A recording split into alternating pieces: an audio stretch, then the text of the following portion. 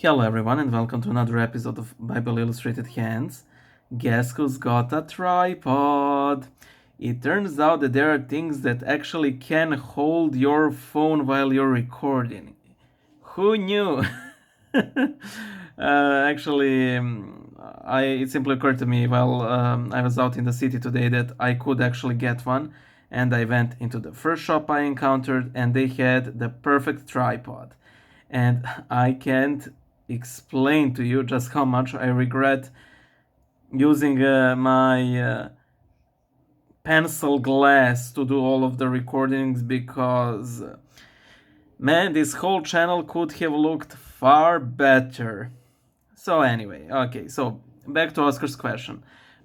His question is, Hi Boyan, I want to know your thoughts regarding Bishop Robert Barron. And Oscar, thank you so much for being so patient with me. Yes, I've seen the comments and I wanted to respond eventually, but things get postponed. I get asked more urgent questions as it were. But thank you for reminding me. Sometimes I push questions up the queue if people request it and so on. I've been following Bishop Robert Barron ever since he was a father, Robert Barron, and I'm a huge fan of the guy.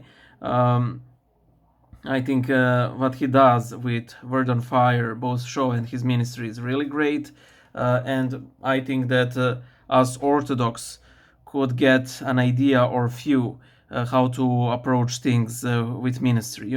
There would be nothing wrong if we had Orthodox word on fire, like Logos on Pyros or something like that.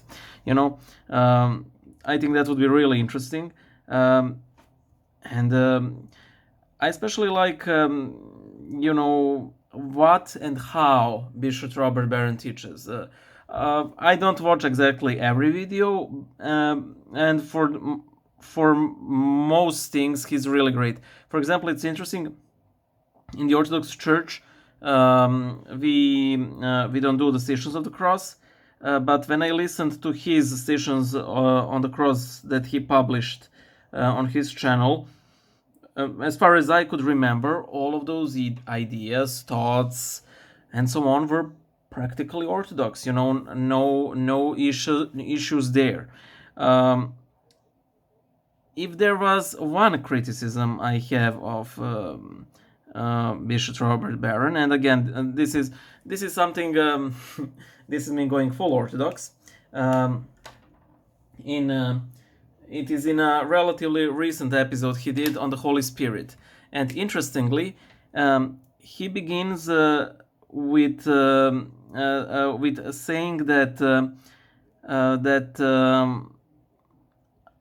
us Orthodox, usually complain regarding the Catholics, and he tends to agree with this criticism, that in Catholicism, Holy Spirit is sort of pushed to the side. You have the Father, the Son, and so on, but Holy Spirit is sort of, out of the spotlight, and he agrees with that.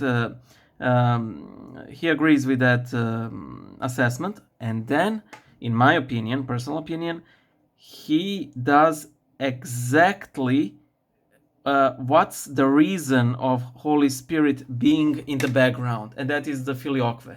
That is the teaching that the Holy Spirit proceeds from the Father and the Son. He tends to explain this by quoting, I believe, St. Augustine, and he, says St. Augustine said that the Holy Spirit is the love between the Father and the Son, and that, and then he quotes Fulton Sheen that the Holy Spirit essentially is the eternal sighing of love that the Father has for the Son, and that the Son has for the Father. On the poetic level, this is beautifully put.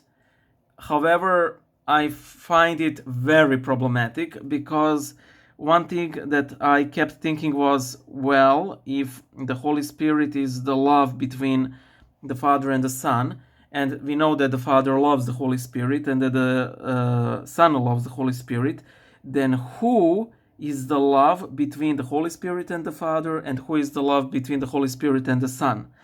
And then you essentially get eternal number, infinite number of the persons of the Most Holy Trinity, because you can't reduce the Holy Spirit to a mere relationship, as it were.